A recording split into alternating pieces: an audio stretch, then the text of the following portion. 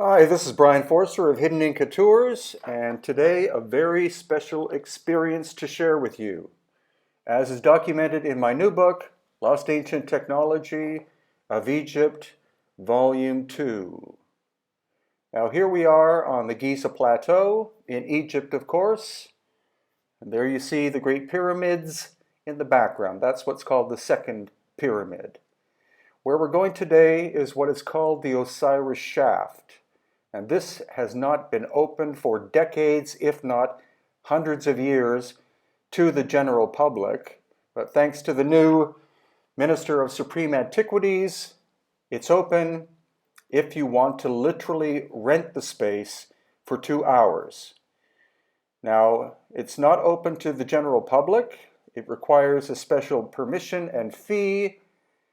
And that special permission or fee costs between $2,000 and $3,000 for a 2-hour period. But we decided to do that for our guests, and we will do this every year on our tour from now on. So this is our group lining up. The door has been unlocked, and so gradually we're going to start moving in. So this is the uppermost level, which is in the bedrock itself. And here comes Jason, who was in our group in March 2018, clearly thrilled at what he saw. And now we move in. Again, this is the surface level, which is in the bedrock itself. And now we look down to the second level. Now, I'm not going to tell you immediately how many levels there are. This is all part of the incredible experience of this space that has only been open since, I believe, November 2017. Now, this is down in the second level. You can see it's quite small. Nothing too incredible to look at in this space, except the fact that, again, it's cut in the bedrock.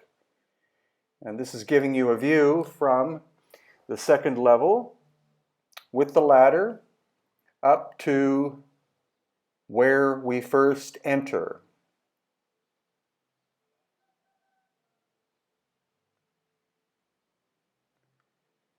So this is about 12 of us out of a total of 30 getting ready to go down into the next level. But of course, because of the nature of the space, only a certain number could go down at a time.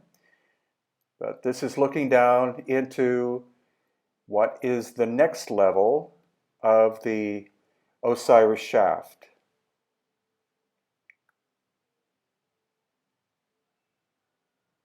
Again, cut into the bedrock. This could not have been done with hand tools during the dynastic period, with bronze chisels, etc.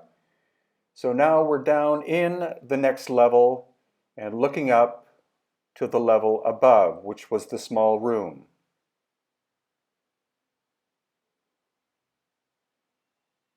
You can see the ladder on the right is very rickety, but a newer one was installed, which is on the left-hand side, and it is quite a safe experience to go down. And now looking into this room, there are 6 niches, and in 2 of the niches are large stone boxes. You can see the tool marks here in the wall. The lighting isn't that great, so flashlights, of course, were required.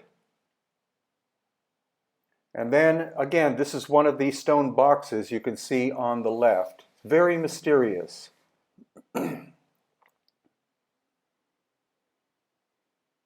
This is moving into one of the niches. Again, 4 of them are empty. What has happened to the actual boxes, excuse me, if they were even in there, is unknown. But now we're going to focus on this, which is one of the boxes that has this very mysterious goo-like organic material on the surface and also inside. Next time we go in, I would like to actually take a sample in order to find out what that material is. It doesn't appear to simply be fire or smoke, because there's very little smoke on the ceiling. It seems as though something happened to whatever or whoever was inside the box, like an explosion of some kind.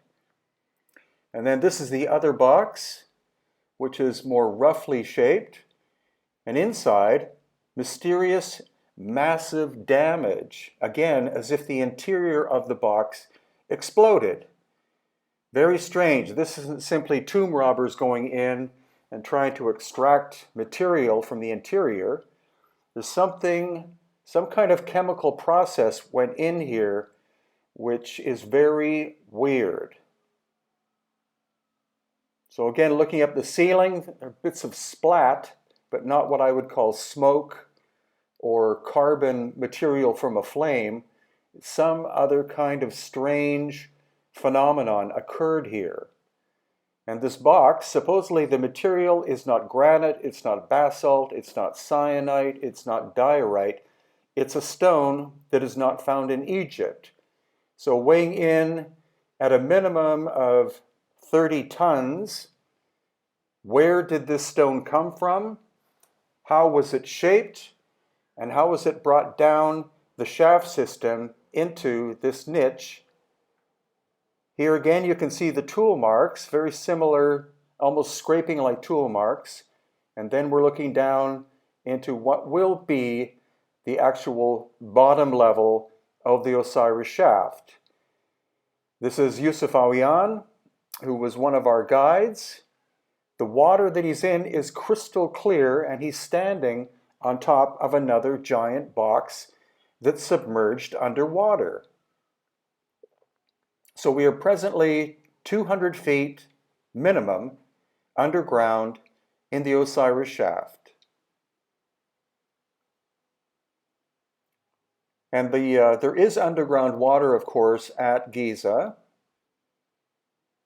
But this water is crystal clear. So where exactly did it come from? And was it intended that this water be in there and be part of whatever process this structure originally performed? Because they call it a symbolic tomb, which is a really cheap way of saying we don't understand what this was made for, who made it, and when it was made. It's clearly megalithic, and thus it's likely at least 12,000 years old and was found by the dynastic Egyptians. They did not construct this, because this possibly could be beyond 21st century technology that was involved, which we see also at other places in ancient Egypt. The clear signs of lost ancient high technology that was present long before the time of the pharaonic people. I believe the stone is called dacite. I might be wrong. That would be D-A-C-I-T-E. Interestingly, inside this niche is a recessed area where a human-sized sarcophagus could have once been. That could have been an actual dynastic burial, but the other two boxes and the one submerged underwater were beyond the technological capability of the dynastic Egyptians, and thus has to be much, much older.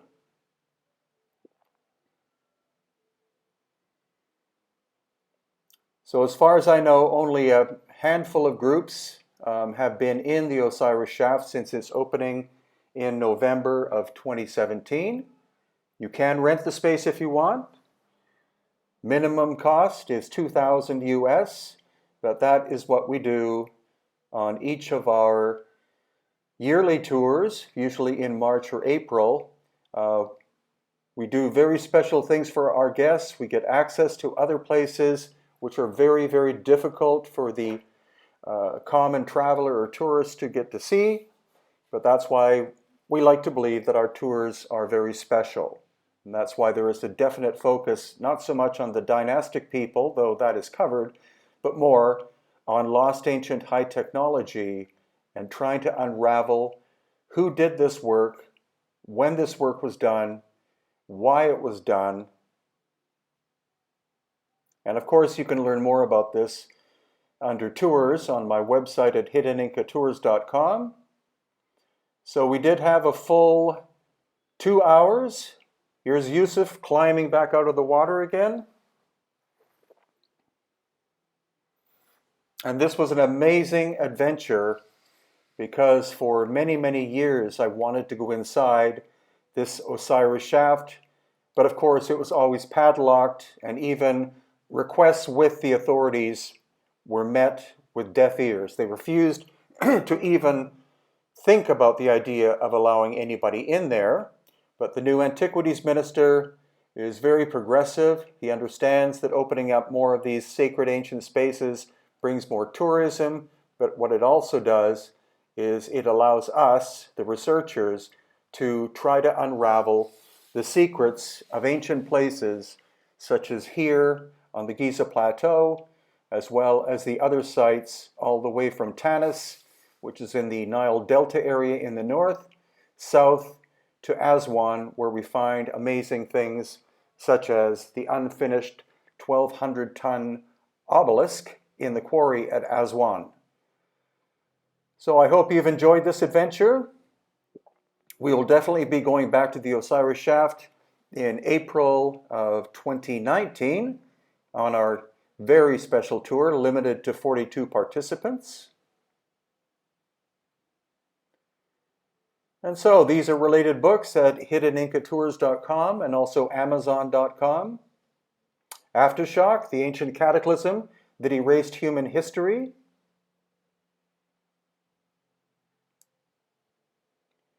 Lost Ancient Technology of Egypt.